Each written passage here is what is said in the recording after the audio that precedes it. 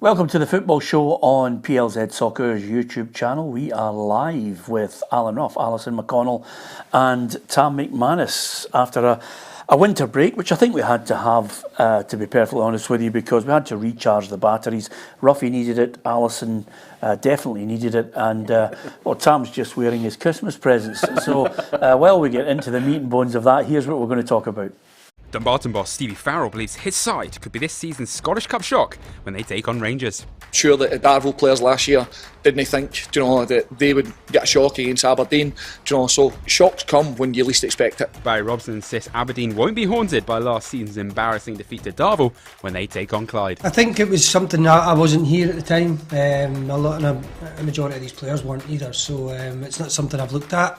Stephen Naismith confirms Hearts have had no contact over Lawrence Shankland as the club bids to hold on to their captain.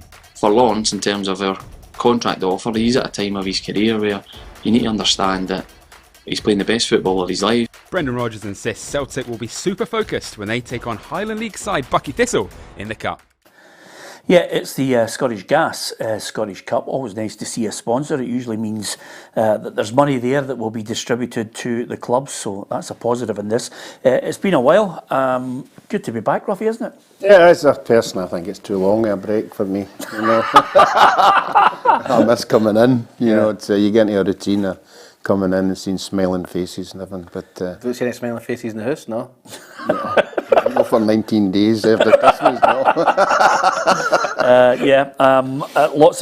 Lots of stories to talk about. Of course, Scottish Cup will certainly dominate our thoughts, and we'll hear from the key managers involved from our Scottish Premiership sides and some from the lower leagues, as you mentioned there at the top of the show. You heard from more than a few that have got feelings of causing a cup shock, and we'll get the thoughts of the guys as well. Ali, did you have a good Christmas break? I did indeed. I'm not sure I'm quite match fit to come straight back into it, so you might need to allow me some time to warm up. Yeah, don't worry about that.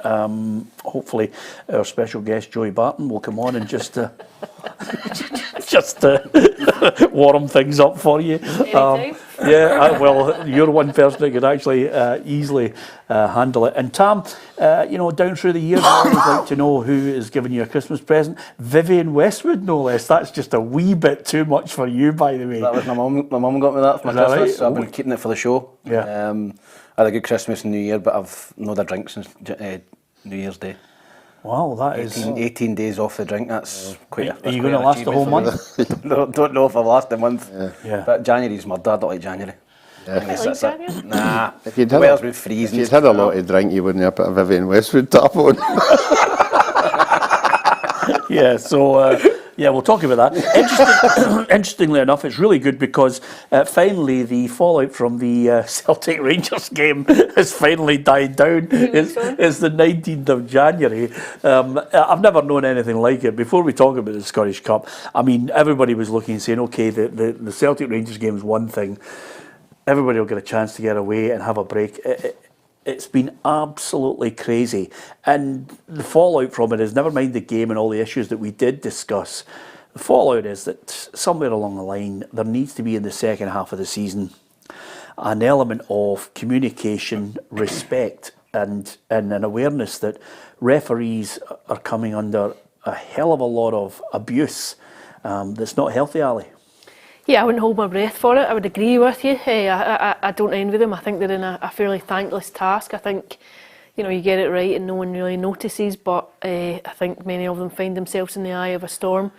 I think in particular the fallout after the last game at Celtic Park got fairly vitriolic. Willie Collum, who never officiated the game but was obviously involved in VAR, took the brunt of it, which I think was pretty unfair, to be honest. What I would say is I do think that a level of transparency with audio and whatnot would be helpful. I think when you can understand how people get to a decision, I think it maybe just negates some of that fallout and the toxicity that can then come on the back of it. But I wouldn't hold my breath for it being any different between now and the end of the campaign, and I think the fallout that you saw was really just a frustration in some respects from Rangers. I think there had been a real optimism mid-December when Celtic had that wobble against Kilmarnock and against Hearts. I think Rangers were going into that game genuinely optimistic that they would go and come away with 3 points and all of a sudden find themselves firmly in the driving seat for the title. It didn't happen, and I think what you saw was the aftermath of that and the frustration and the anger about it. Yeah, if anything, Tam, I think there does need to be a real awareness of some of the online stuff it's crazy at times. Doesn't do the referees any favours. Communication, a sit down to work out, clear lines of where we're going with VAR. I mean, it is constantly week in, week out now the topic of conversation, and in some cases managers are looking at it and saying, we don't want it. And these are managers that have been saying they were all for it. Yeah, I think a lot of people wanted VAR in, Peter. I think there was a lot of decisions that were causing the paranoia brigade to come out on social media, and the tinfoil hat brigade, thinking everyone's against us. Nobody's giving us decisions, and now VAR's here. I think that a lot of people would be happy to see the back of it. Me personally, I'm in that boat. I was quite happy for VAR to come in, because I was sick of talking about referee decisions every Monday or Friday on this show, and then VAR comes in and we're still talking about decisions.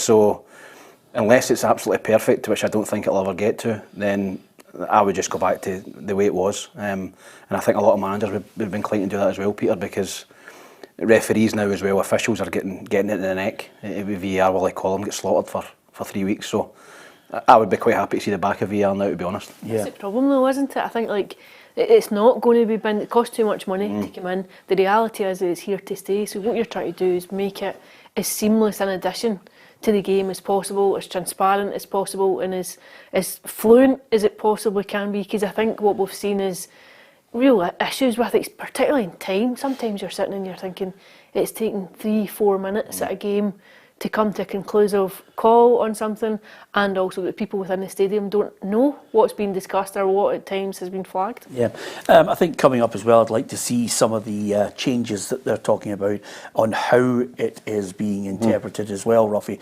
I do like the Arsene Wenger one, which is clear light between bodies on offside call. Because if there's not clear light and the arm is actually there and the arm's playing somebody roll on, go and score goals. That's what it's all about. We want entertainment. Yeah, I think we've spoke about it on the show on numerous occasions. People pay a lot of money to go and see a game of football, and you don't want to go and see a nothing each. I mean, I know there are some good nothing eaches, but you want to see the ball hitting the back of the net, and that's what you go along to see, players celebrating, teams celebrating, and we're not getting that. To add on to get back to that Rangers Celtic game, I think it was the length of the time that it took to come out, but a lot of it was not knowing the rules of the game. Not knowing if he doesn't think it's a penalty, you don't check for an offside, all that carry on. I think people need to be really queued up in why the referees are making these decisions they're making, but it should have been quicker. There's no doubt about that. Without going back over it, because I really don't want to be found guilty of it, but I think there was a lot of real anger towards the fact that there was no explanation of the offside before it got to the penalty call. And I think that's something that we really definitely hope we can eradicate, this misunderstanding, lack of communication. Maybe it will be the situation where it is explained to people, it is communicated out there to the public quicker, actually in the stadium, and if it's a live game, or indeed any game that anybody is attending in the Scottish Premiership. But listen, don't hold your breath, as Ali says. Great to be back on a Friday, of course, with Lee McCulloch generally coming in on a Friday, Neil Lennon on a Monday to join our all-star cast of Tam, of course, Hugh McDonald, Alison and Ruffy. Hopefully you'll subscribe to our YouTube channel. We're going to give you much more variety. We've added so many programmes, and of course the feedback right across the public when we've been out and about has been absolutely superb. Of course, lots of people very positive. We do take criticism on board. Some people have been super critical and decided to throw snowballs at Alison while she was out there, and she took an absolute belter to the side. I didn't see it. Is it on tape? No. Well, she's filming, and I'm saying to myself, surely to God, you get that as a clip. Was it? No way! Oh I mean, surely to God, Ruffy, she takes that clip, gives it to us, and then it goes viral. I mean, honestly, you know, they were giving... Mere hits in Lenny's fart. Well, exactly. Thanks for reminding us of that. We are live, so I can't edit that out. But Alan, I mean, they were giving you pelters, but you had lots of really nice positive stuff out there. Yeah, obviously just out having a chat to fans before the Celtic Rangers game, and then we had a chat then after the game to get immediate reaction to that encounter. I think when we come to the end of the season, you look back to that game, it's going to be the pivotal moment, I think. I think had Rangers won that game, I think you would have sensed that they would have gone on and fancied themselves for the title. I do think there's a genuine title race this term. I think their Rangers are far more organised under Philip Clement, but I think just Celtic have steadied the ship since that couple of weeks in December. They look far more assured, look as though they're in significantly more solid ground now, and you would anticipate that there'll be another few more to come in before the end of the window. Yeah, and that's the great thing about it, Ruffy. I think everybody, Rangers fans, Celtic, Hibs, Hearts, Dundee, right across the board, this window is, for me, really, really crucial, because some clubs who clearly we know are skint, some clubs want to try and hold on to certain players. There's going to be interest. The last thing I think a number of managers are wanting is a bid that comes in, 29th of January, and suddenly you are scurrying about looking for a replacement for someone. Yeah, I think Rangers and Celtic supporters must be a bit anxious with 10 days to go. I think particularly the Celtic supporters were expecting 3 or 4 coming in. That is the material lies jet. Maybe it's happening behind the scenes, but it's taken them 3 weeks to get one guy in. So the supporters must be saying, "Well, God, we've only got 10 days left. What's happening?" Because Brendan has said, they need to strengthen, and I don't think they're strengthened enough, particularly all the guys over and playing in Asia. Yeah. What about all the deals, the comings and goings? I mean, Fabio Silva in at Rangers, Tam. Celtic with Nicholas Kwon, who's come in from, where did he come from again? Rapid Vienna. Rapid Vienna. And you would have got that if you did the quiz on a Saturday morning. Absolutely, that's Saturday morning for you. Oh, even you wouldn't have got it. No, I've been saying again. But of the clubs, I mean, Greg Stewart's returned to Scottish football, signed for Kelly. Dundee certainly have got a fair bit of backing as well. The blow is, I think it's a blow for Motherwell not getting Mika Biereth to the end of the season, Ali, as well. It's going to be really interesting to see. Of course, everybody will be keeping their eye on Hearts. Are they going to lose Lawrence Shankland? He's been offered a deal. There's been no interest. It's that type of thing that we're all looking at and saying, who is going to make the best signings that will either cement a place in the Premiership and keep them there safely. You look towards the likes of St Mirren. Good first half of the season. They've managed to get Kwon on loan from Celtic. I think the next couple of weeks is going to be really pivotal in some ambitions. I think it's been super quiet across the board. I think not even in Scotland. I think even south of the border it's been very quiet for this point now. In the window, I wonder if it will get a bit more intense just as the closure becomes nearer. I think for some clubs it might be who you hang on to rather now than who you bring in. Celtic in particular, I think it's no secret they've been looking for a left back, but with the interest in Matt O'Reilly over the last few days, interest in Cameron and Carter-Vickers, I don't think they can afford to sell these players. I think they've been key to the opening half of the season. Cameron Carter-Vickers just coming back in after being injured. I think they missed him when he was out. I think you'd want to hang on to those players until the summer at least. I think there'll be a few clubs in that position not wanting anyone to come in and cherry pick good players, and then you're left with a Harry Kane situation. Someone comes in, takes one of your best players, and you've no time to find an adequate substitute. Yeah, even Rangers will be looking and saying to themselves, well, Yilmaz wants to go back to Turkey. If he goes back to Turkey, suddenly you got Barisic there, and you're thinking you have to go and try and get someone, as well as the additional ones that the manager undoubtedly has made a plea to the board at Ibrox. Yeah, I think this window in terms of the title race is going to be huge. I don't think there's a lot between the teams. I think you've seen that at the game at the New Year there. Celtic, got over the line just with 10 men. I think that Rangers, as Alison said, under Philip Clement are far more impressive than they were under Michael Beale. So it could be that one or two good signings, could get you that 60 million bounty at the end of the season. So I think they will need a left back. There was rumoured interest in Josh Doig, but I think that fee was out of Rangers' reach. I think he's going to go for 5 million. So That's no feasible for Rangers. It looks as if they're trying to get rid of Yilmaz, and I think they need a left back. But Rangers are starting to get a few players back as well. Raskin's back, Jack's back, Tom Lawrence is back, so they're starting to get players in the midfield, which they were light in. But I think if you're a Rangers supporter, you're looking for another couple to come in just to give you a wee boost into the title race. The boy Owen Beck was linked. You know, Celtic and Rangers looking at him, Ruffy. He looked great. Very good. He looked really good at Dundee. You know, I think they were upset he get called back, but obviously they think there's a bigger club out there that they could bring him on. But I think the happiest manager at this time of the year is Ross County manager, because Roy McGregor just opens the door and goes, "How many do you want?" They all come piling in. They just come piling in. Yeah, I'll tell you, I mean, Ross County is one thing, but Dundee, you know, suddenly you get a manager in Tony Docherty who has been back. Curtis Main's there. There's another signing about to be announced later on today, Ali, and Ryan Astley from Everton on loan. So clearly they're backing the manager, and they don't want to be involved in anywhere near the playoffs. So just trying to put in a safety net. I think there was a decent, really strong first half of the season, the surprise package, I think, in some respects.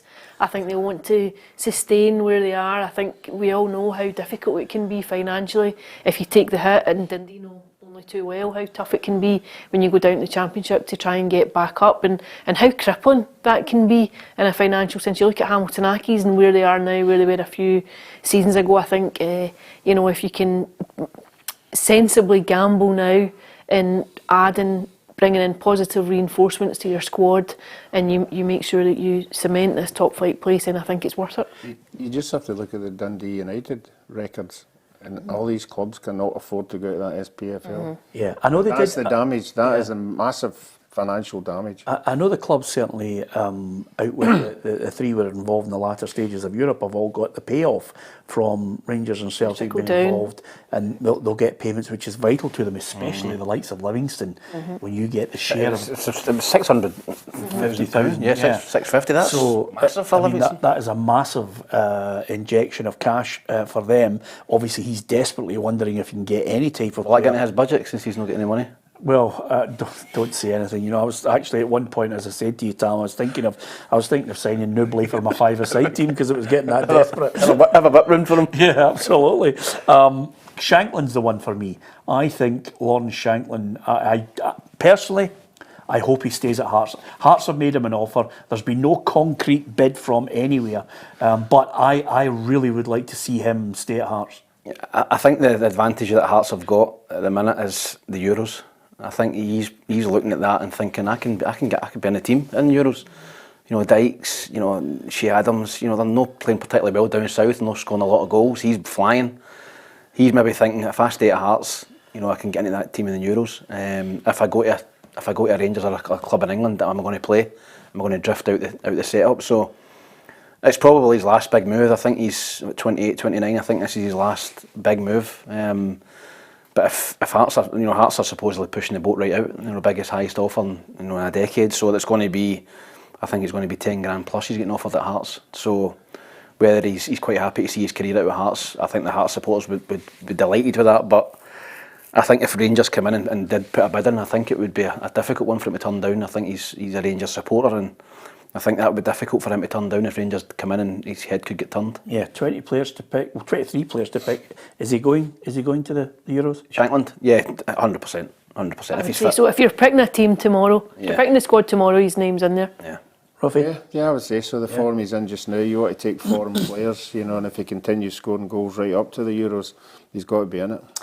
Okay, Scottish Cup. Are you a fan of the Scottish Cup? Love it, Peter. Aye. Yeah. Love the Scottish Cup. Love the. Is this a third round? The big clubs come in, fourth round. Yeah. I love it, Peter. I love Scottish Cup football. I love cup football, and a lot of the games have not got VAR as well, so you can go along and watch them without the. Yeah, the reason why. Well, some of them are going to get VAR, but the reason why I'm asking you that is because I know you're not a fan of international breaks. I don't like international breaks. I don't like FA Cup either. Which is clouding our view on whether we take you to the Euros, because obviously. I'll be right for that. Oh yeah, you moved the goalpost. Robbie. Yeah, there you are. Yeah, he was right on the case with it. Scottish Cup. Here's a look at. Obviously, there's a lot of fixtures, so we'll show you them in the order we've got, which is Clyde against Aberdeen, which takes place Friday night, 7:45 kickoff. Spartans against Hearts, Airdrie Union St Johnstone, Ayr United Kelty Hearts, Bonnyrigg Rose against Falkirk, Brora Rangers against Cove Rangers, Forfar Athletic against Hibs, and Greenock Morton against Montrose. What's the standout one in that little batch for you guys? Is there a shock in that, Ruffy?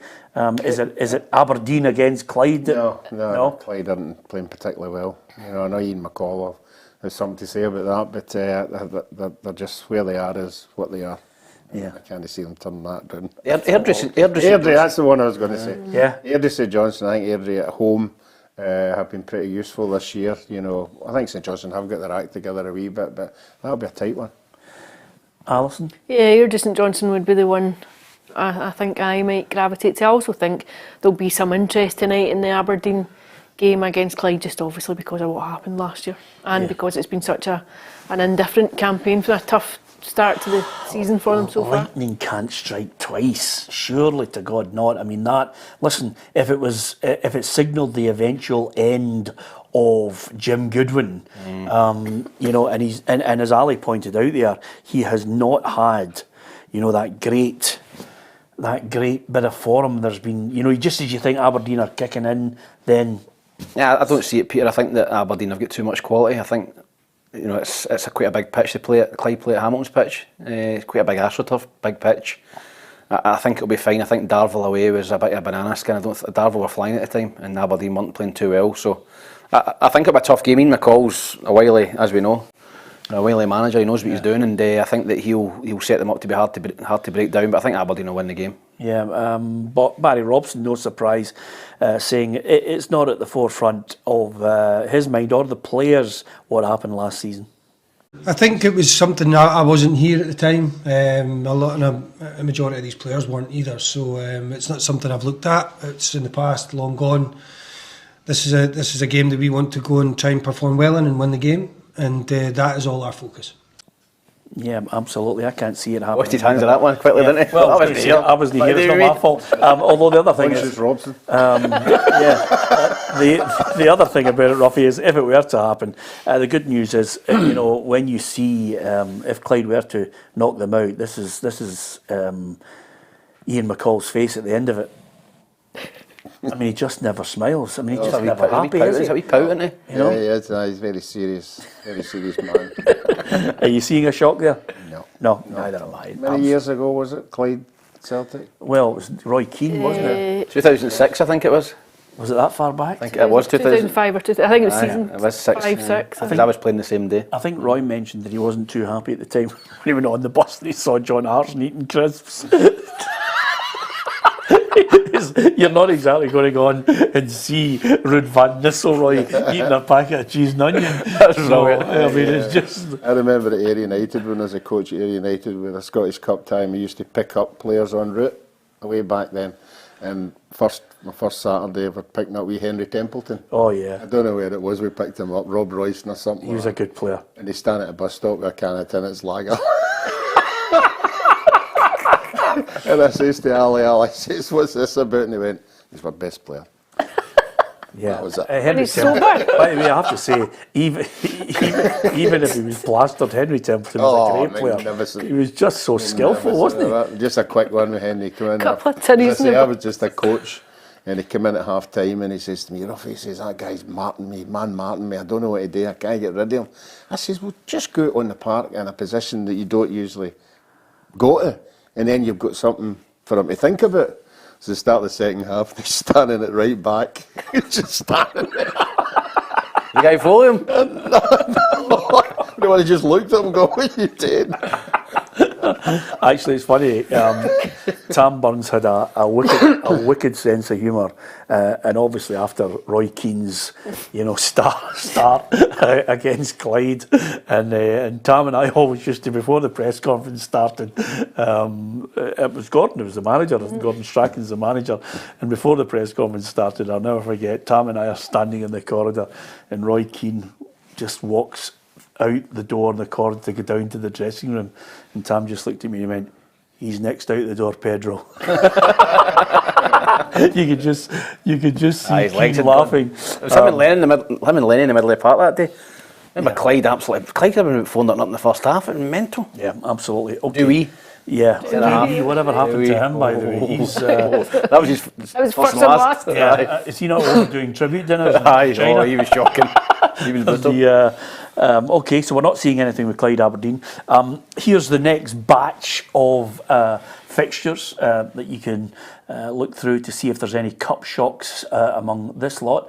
Inverness against Broomhill, Kilmarnock Dundee, Livingston Wraith Rovers, Motherwell against Alloa, Ross County Partick Thistle, St Mirren against Queen of the South, Dumbarton Rangers, and Celtic Buckie Thistle. So Ruffy, where's your money there? I would hazard a wee guess at Wraith Rovers. I know they lost their last game there, which is a bit of a surprise to Queen's Park, but I think on their day they'll get 2 or 3 players in there that could cause Livingston problems, and the surface won't affect them at all. Ali? Yeah, I would agree. Livingston or possibly Motherwell too. I'm amazed Ruffy didn't say the Jags against Going Ross back up County. going back to Dingwall for the first That time. wouldn't be a shock for me. He's just bitter now. He's not getting a wee. Yeah, well, don't worry. Card or something. It's only a matter of time. He could be back in there. Back in, are you? Is that what he's back in? Honestly, he's like a yo-yo at Have parties. they put the Alan Ruff sign back up on the door? The painting's up, the painting's back down. It's absolutely incredible. And of course, listen, realistically, as a number of people are pointing out on our social media feeds, some of the games could be called off due to the weather as well. But as far as Motherwell, Alloa Athletic are, I think, 5 or 6 games unbeaten under Big Andy Graham. So yeah. I always think just if you're going in, I've just lost their best player as well at Beerith. if you're going into games and you've not been going into cup games and you've not been in good form and there's a bit of apprehension and there's a lack of confidence, if it doesn't start to go your way immediately, sometimes you just sense the fear. You can sense the fear. Well, not only that, creeping Ali, around. rotten weather.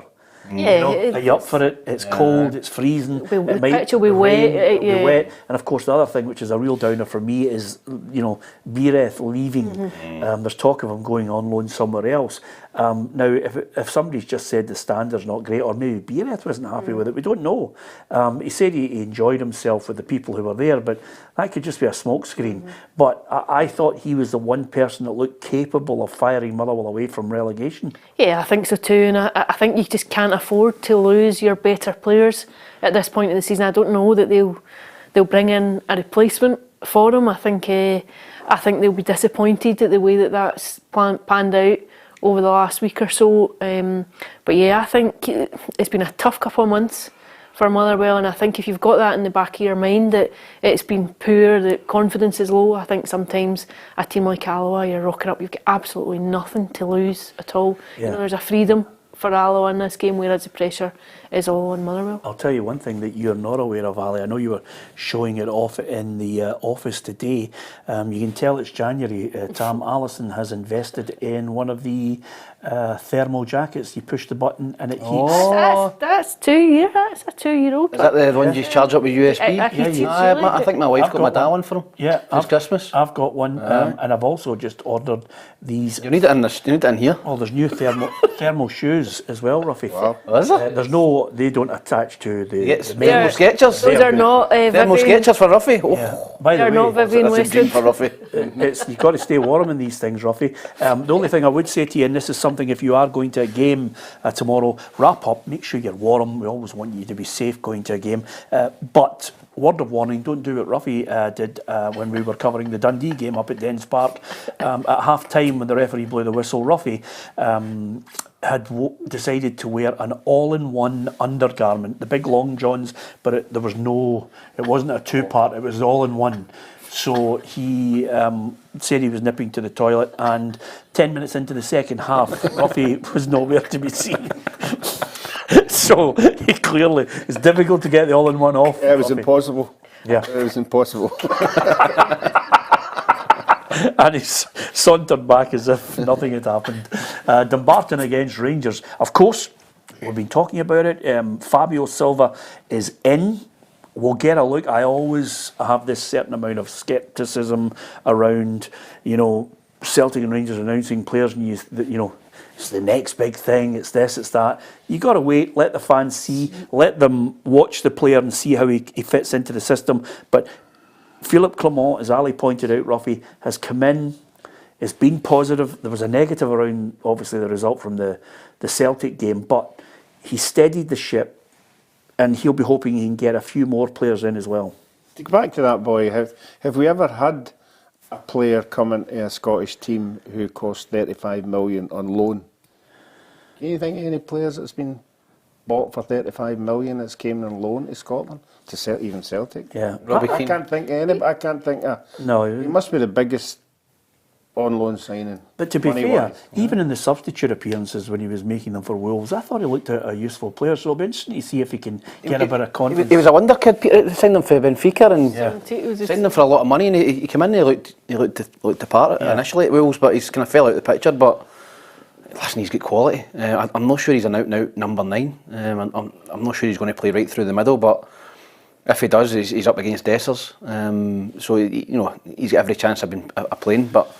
I think he's a quality footballer, but he's got to start well. I think he's got to start well. His comments were interesting. The first interview he gave when he was talking, I think it was to Rangers TV, and he was talking about, I'm not an out-and-out striker and I don't judge myself just in goal return and I offer much more and I drift around. And I think Rangers need an out-and-out striker. They need someone just to be going and scoring goals. That is what he's been brought in to do. I loved that, Ruffy, when I was playing, and I used to say that. I don't know about you, Tam, you definitely would be this. I'll just play in the hole, where you're just roaming about with no responsibility whatsoever. Tam, Guy's just running after you all day. He's the ball. That'll make things happen going the other way. Favourite George McNeil story when he was at Hibs, when I can't remember who the manager said. George McNeil was a very, very fast player, and he said, we just want you to run at pace. You will be our decoy runner. That's what he labelled them as. Yeah, you're not going to actually be on the ball. Don't go on the ball, just be a decoy runner. But you can imagine this boy coming out of Buckie, not Buckie, but Dumbarton tomorrow. I just want to see him just yeah, exactly. With the wind and the sea battle. Not all glamour. But to be fair, you've got to look at this and say, certainly there's a look at this Rangers side. It's not what Philippe Clement will be looking at and saying this is the finished article. There's a long way to go. He could actually, as I mentioned, lose Rid van Yilmaz. Here's an update from the Rangers manager. There's not been talks around that. We had our individual talk like with all the players in training camp. It was very interesting with all the players. Okay, you don't know me that long maybe, but if he was not committed, he would never have played against Hertha or against Copenhagen, clearly. So no, he's committed to the club and what he has to do here every training day. Otherwise, they will never come on the pitch. Yeah, well, we're giving it from the manager. Yeah, I think so. I think he'll just, you know how managers work. It's like until someone tells him he's gone, he's away. I think they work with what they've got, what's in front of them, try and prepare as best they can for games. I think this time of year, the summer and the opening weeks of the season until the window closes in August, I think can be a distraction for everyone when you've got all the noise going in and around players. And I think it's not unusual for coaches just to think, look, I need to work with what's in front of me until I know otherwise. Yeah, okay. I wouldn't think there's a shock on the cards in any capacity. I think most of us agree that Rangers are red-hot favourites for this, and that's not where there's going to be a cup shock unless anybody's going to tell me differently. Is anybody thinking Dumbarton, League Two side? One man who thinks there could be a cup shock is the Dumbarton manager, Stevie Farrell. I think what there is there's shocks in football games. There's shocks in football games, particularly cup games, up and down the country, up and down the UK, there'll always be shocks, and we've just got to make sure, and that's what we've been saying to our players, there's no reason why we can't be a shock. There's no reason why. I'm sure that the Darvel players last year didn't think, that they would get a shock against Aberdeen. So shocks come when you least expect it. So we've just got to make sure that our players are ready for the game on Saturday, and whatever the game brings and whatever happens in the game, we've just got to go and take care of it. Well, full marks to him because, I mean, what does he say? Just go out there and enjoy yourself. It's a free hit. Very sensible guy. He was my captain at Afton. Is that right? Brought him in, yeah. 100% into his football. He really studies the game really well. And he's right in what he's saying, but I mean, you've got to be realistic. You know, it'd be an unbelievable result if they were to beat Rangers. They're no. You look at teams that are on form. I know you go back to Darvel, but Darvel were playing well. Darvel had a lot of experienced pros in their team. You know, it was a shock, but you could, as Alison touched on it, the environment that you're playing in, a night game and all that carry on and everything. Aberdeen were on a bit of a bad run, but that's not the case for Rangers. Rangers will win that quite easy. Yeah, I don't envisage any kind of shock at all. Yeah, absolutely. If anything, at the end of the game, Tam, it's all about any chance of getting your jersey. Aye, I think the last 5 minutes you start to mark players. You think I quite fancy his jersey, but I don't see any upset at all. I think Rangers will win 4 or 5-0. If you were playing against Rangers and you were in the Dumbarton lineup, which player would you go for Rangers so you can have your jersey? Fabio Silva. Yeah, would you?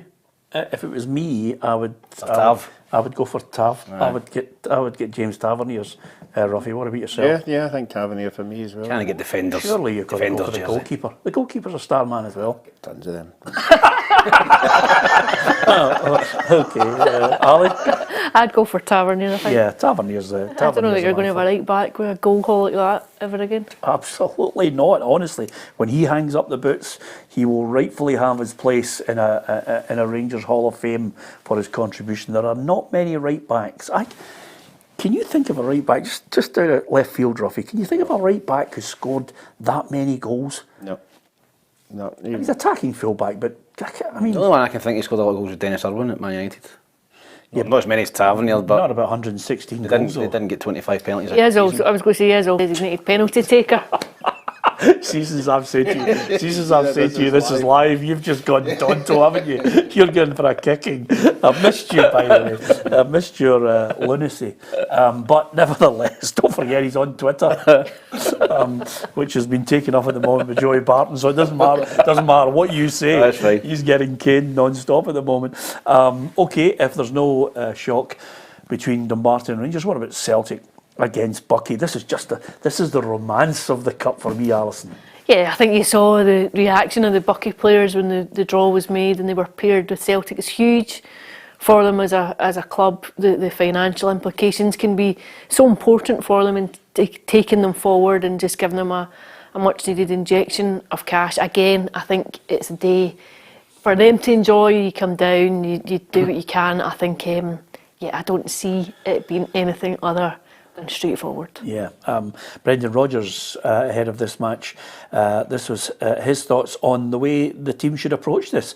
I saw some of the images of the celebration when the guys saw they had drawn Celtic, which is great. That's what cup competitions are all about. But of course, our professional head is to get the job done and get into the next round. We have to be super focused and professional.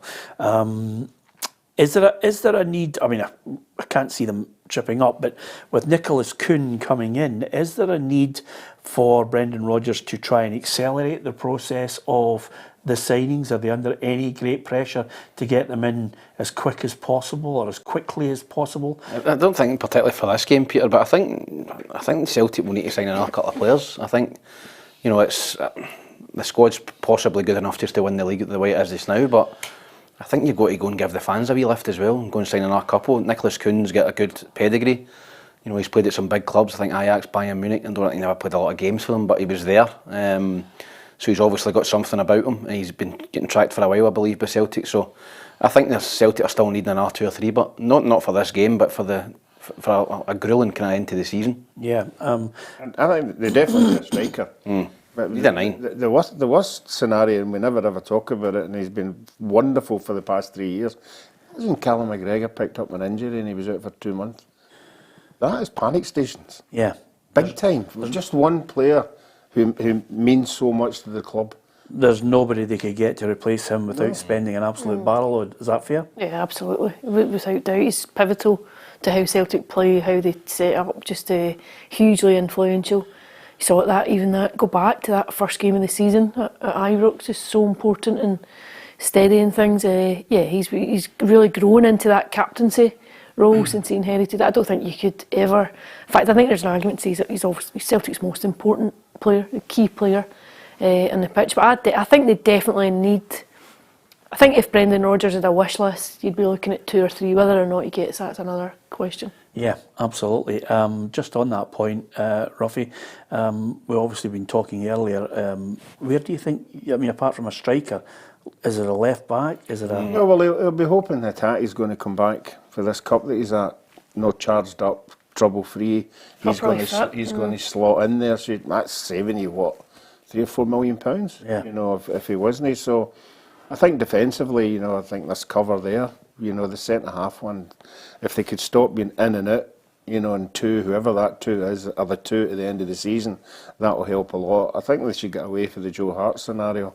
He's made mistakes, yeah, but I think on the whole, I think you'd be struggling to get somebody better for now at the end of the season. What, do you wait to the summer and then... Yeah, I think you've got it. Yeah, I think he's done all right. I think that if I was looking and saying there's an absolute priority before that window closes, it's a half-decent number 9 who, quite simply, can't be one for the future. No, he's got to get a number 9, I think, but an experienced player, number 9, if it's a loan deal, Peter, somebody with a good pedigree of scoring goals at a high level. I think that's very important. And possibly a left back as well for me. I think midfield, Ruffy touched on it there. I think they're well covered now. You know, with Hattati probably coming back fully fit as well. There's going to be good competition in there and midfield for Celtic. So number 9, I think, and a left back for me for Celtic. Yeah, and a good few players out the door. But whether they can... Tough to get them out in January, Peter, for contract to end of the season. Celtic are no one for paying people off. They usually just see their contract out and then go. Yeah, Buckie, if anything, need a crash course on VAR. This will be a whole new world to them. It will be unbelievable when they're all celebrating and the fans that they've got there at the game going mental, and then all of a sudden, it's not a goal. Yeah, it'll be an entirely new experience, a new addition to the football experience for them. But I'm sure they'll see it as an evening to enjoy and to go and just relish the opportunity. And it's a free hit for these teams. You think you go and see what you can do in the first 20 minutes, try and keep Celtic at bay, and if you've got a set piece or whatever, and you can hit Celtic in the break. I think you'd be hard pressed to find anyone that would envisage anything other than a straightforward game. But if you're a Buckie player, you're going and trying to make it as awkward as possible. It's the greatest week of your life being a Buckie player.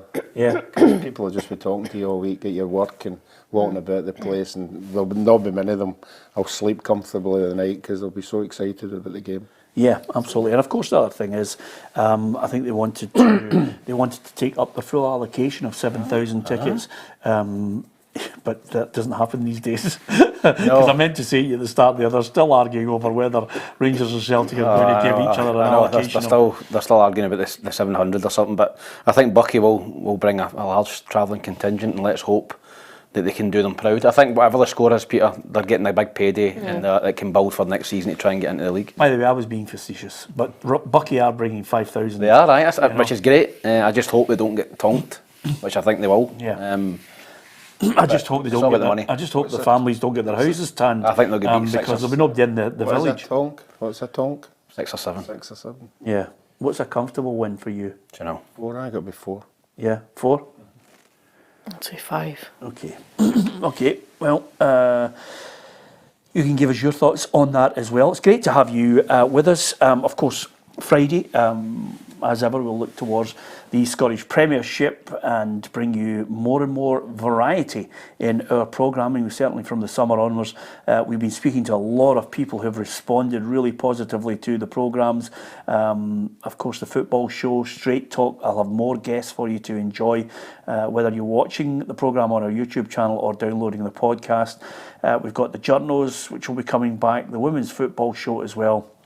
And there's going to be lots of other interesting programmes that I think you are going to enjoy on the way. So keep it locked to PLZ Soccer. Certainly the figures, absolutely magnificent. The backing that you've given us in the first half of the season, we'd like to thank you for that. And if you've got your mates there, don't forget to tell them to hit the subscribe button on our YouTube channel and become part of the football family. And you can download the app. You'll get all the breaking news at your fingertips. So from that game, Celtic against Buckie, there's a lot of other interesting games that I want to get your thoughts on, guys. Killie against Dundee, 2-2 the last time they met. Greg Stewart's back in there for Killie as well. Gary Mackay-Steven as well is there till the end of the season. A home game for Kilmarnock. There's very little between the two of them I think are pleased, satisfied with how the opening half of the campaign's gone. I think Kilmarnock might just edge it for me.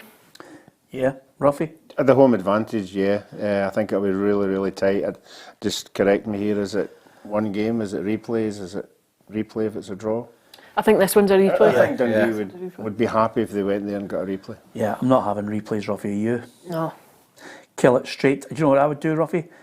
As soon as it gets to 90 minutes, straight to penalties. Yeah, You can't beat a team in 90 minutes penalties. Let's have excitement. Yeah, you shouldn't get the extra 30 minutes. Can I score 90? You shouldn't get another 30. Yeah. As a freelancer, I'd have to say I'm all for the replay. Yeah, all for it. Extra money for Ali. Just out of curiosity, can I just say to you now that you're working for PLZ full time? I'm speaking historically. Yeah. So, That means if you go to a Saturday game and a Sunday game, you're expecting 2 replays. yeah, yeah, exactly. She is. That's the great thing about it. Because the great thing about Curtis Main's a good signing for them, Peter, isn't he? Yeah, absolutely. Yeah. I think that he was somebody that Dundee were looking for a target man. I know that, and I think he'll go up there and give them a boost. And the boy Ashley, as well, be a good signing. Yeah, absolutely. Were you trying to? No, was it? No. Did you forget the whole back No. I just hope that if they're getting beat 2-0, I don't think they're going to give up. Yeah, it's not really your best, is it? We're going to have to work at it. Anyway, I'm going to err just on slightly edging towards Kelly, just to edge this one, get the result on it. If there might be something that's going to be uneasy, it's Motherwell Alloa. Absolutely, that's the one that I think them and Livingston are the two I think just might be a wee bit uneasy. Depends how they start. I think if you start strongly and you find your feet in the game, you would expect it to be fairly comfortable. If not, then it's if questions are asked of you. If Alloa, for example, were to take the lead, how do you respond to that? Yeah, absolutely. I think we'll love to see players who come to the Scottish Premiership and obviously the other leagues as well that enhance our game. Mika Biereth was certainly one of them. He's been recalled to Arsenal, could be going on loan elsewhere. I think that one caught Stuart Kettlewell on the hop. This was a little bit unexpected. The conversation surrounded that Mika would stay here until the end of the season, as early as just as close as just last week, that he would 100% be staying at Motherwell unless something really big came on the table for Arsenal and something that they thought was an opportunity that they can't turn down. So again, I'm certainly not belittling my football club because I think that we're excellent at what we've been doing. Mika Biereth being another example, but there's a circumstance there and there's a situation there that's completely out of our hands. Okay, I think we all are we going for Alloa to knock them out, or are we going Motherwell? I'll go for Motherwell. Yeah, Motherwell. Yeah, Tam. No, I think they might be an upset here. I think the worst could sting them. I'm going to go for Alloa. Okay, Spartans against Hearts. We sent our intrepid reporter Kerry Pollock out there to find out what was happening in the Hearts camp. At the Odeum this afternoon, Jambo's boss. Here at the Odeum this afternoon, Stephen Naismith is preparing his side to take on Spartans in the Scottish Cup this weekend. And the Jambo's boss says the most important thing is for his side not to underestimate their opponents. But it'll be a tough game. We need to make sure that we're professional, we're causing them more problems. I think in these games it can be a case of just we just need to turn up and that. It's never the case. Nowadays the professional game, the athleticism of players is very good. The organisation's very good. The big question on everyone's lips seems to be, will the Hearts skipper Lawrence Shankland be continuing life here in Edinburgh, or will he be on the move during this January transfer window? However, the Hearts boss Stephen Naismith has added that things aren't always as they seem when it comes to a player's future. We've not had any interest or offers or anybody contact the club. I think a lot of that speculation's coming from outside the punditry and the media. But for Lawrence, in terms of our contract offer, he's at a time of his career where you need to understand that he's playing the best football of his life. Hearts will make the journey to take on Douglas Samuel's League 2 side tomorrow at Ainsley Park. Kick-off is at 12:15. Yeah, well done to Kerry. I think we caught her on the hop at the start there, but she looked as if, I would have had sleeves, Ruffy. That's freezing with Oriam. Oriam is isn't it? It's absolutely Baltic. Coldest place on earth. Yeah, good to see that they're talking about making him, one of the highest paid players, Lawrence Shankland. I hope he stays. Spartans, knowing that camp as I do, Ruffy, they'll definitely be up for it. The fans will be hoping they can put one over on them. Yeah, well, local derby, if you want to call it that. You know, Yeah, it is. Heads and Hearts are thing, but they'll see it as most of their players will come from the Edinburgh area, so they'll see it as a giant killing as well. You know, so they've got a lot to play for, but it's just Division 2 team. You know, I just can't see it. Yeah, okay. One of the things that Tam's missed over the festive period and now coming back into 2024 is David Martindale highlighting his financial plight. So we caught up with the Livingston manager who reckons his side are certainly not the bigger of the two playing. Livingston, of course, playing Wraith Rovers. I've been speaking to David Martindale this morning as his side are preparing for the 4th round of the Scottish Cup. They will take on the Championship opposition of Wraith Rovers, who are high-flying so far this season, sitting in 2nd place in the league. And David Martindale doesn't believe there are any big differences between the two sides, obviously apart from the leagues they play in. Yes, we're in the Premiership, they're in the Champ. I don't think there's a huge amount in terms of ability on the field. And I would go as far to say is Wraith are probably a bigger club than Livingston. And I even look at the ticket sales. I think they've sold double the tickets we've sold. So that tells you everything you need to know. So yeah, we play in the Premier League, they play in the Champ. But I don't think there's a hell of a lot between the two clubs. Livingston have managed to bring in 2 new signings into the club in January, and with just 12 days to go in the window, David Martindale is hoping for at least 1 or 2 more signings in the building. He is unsure, however, despite the rumours, if any of them will be Andy Halliday.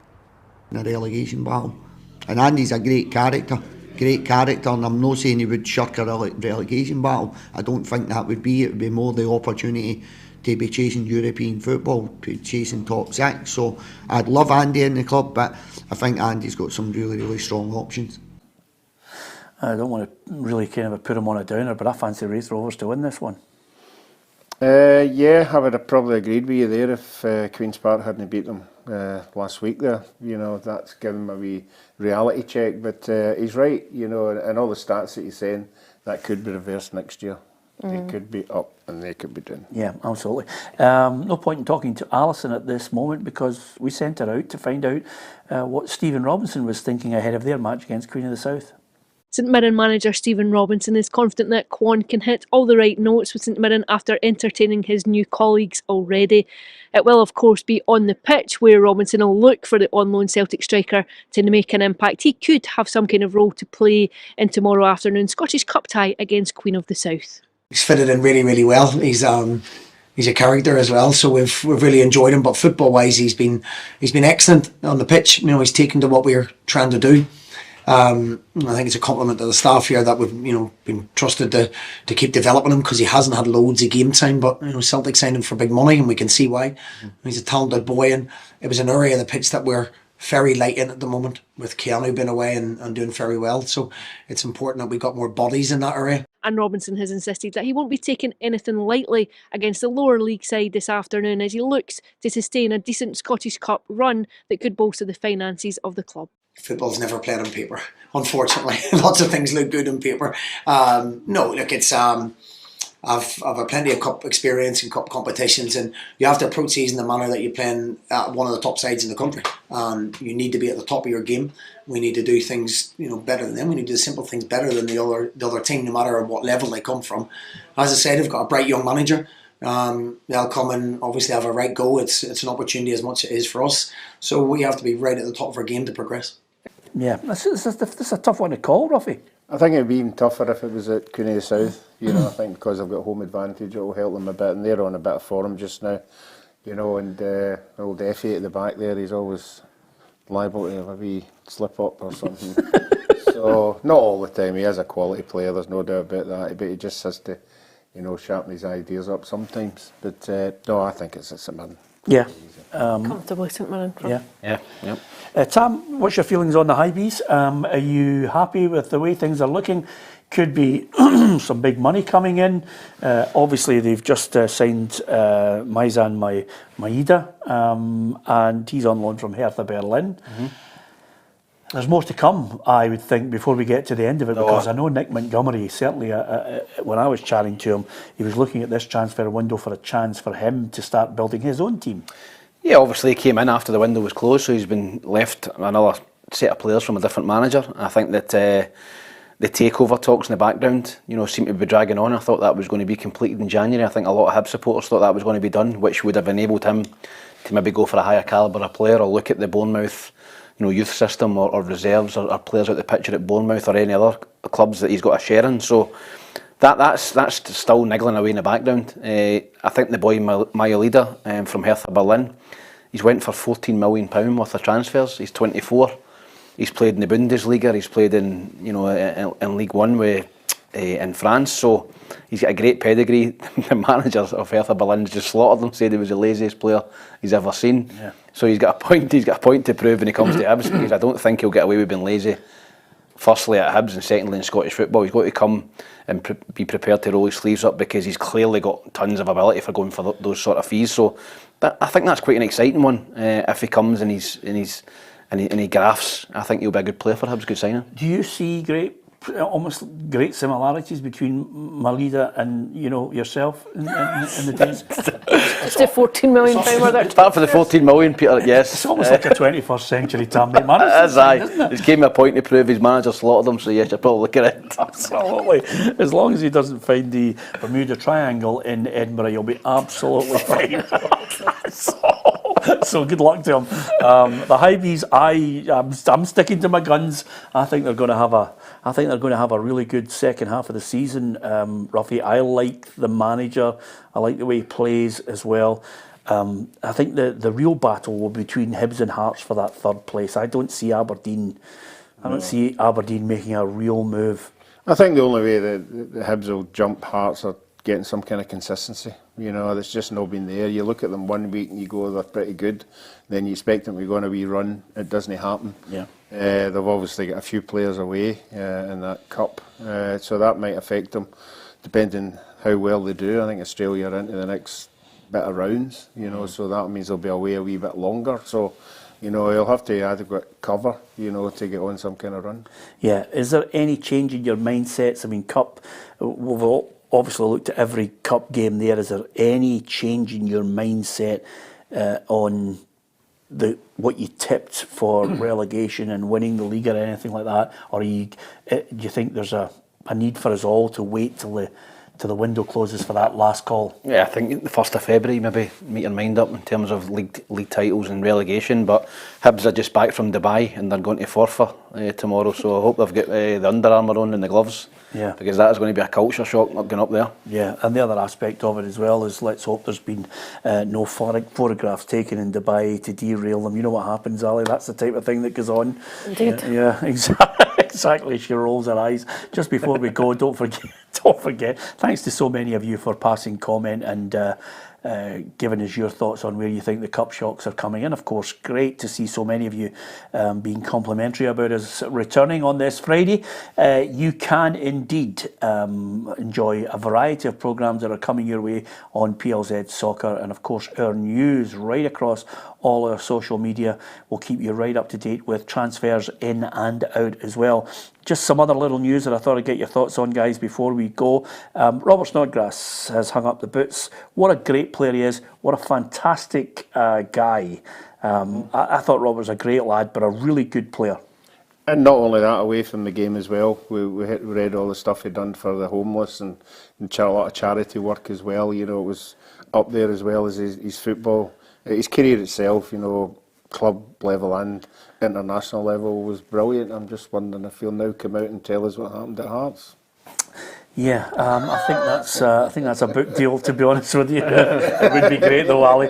Don't think we won't try. We will try. It's just about to say. Well, I will certainly put a question or two in. Yeah, even at international level, I think he can hold his head up high. I think he's had a fantastic career.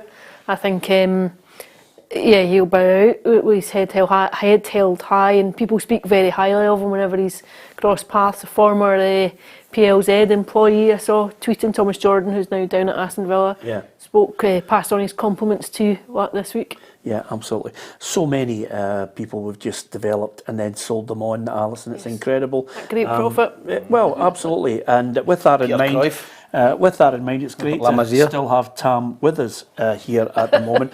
Tam, the last point, you deserve to make it because Jordan Henderson tried, but he just didn't change the mindset of anybody in Saudi Arabia and decided to bolt to Ajax. And why did they not just come out and say he went for the money? Why did they just all the rubbish at the start and just say he went for the money, and supposedly he's not been paid off them, but he's went to Ajax for $100,000 a week, so he's no bum. Yeah, absolutely. And such is football now, with no sporting integrity or morals. Ivan Toney is expected to captain Brentford, and of course he's probably on the verge of a £100 million move as well, Ruffy. Just shows you, you can still get banned, but if somebody wants you, you're a good player. Yeah, you have to just bite the bullet, and sometimes you can put yourself out of the game for 6 or 7 months, and you hope that people will remember what you can do on the football part and just concentrate on that. He's looking forward to the 2 each draw tomorrow, Ivan Toney. Brilliant, Tam. You're back on it for it. Well done. That's good enough for me.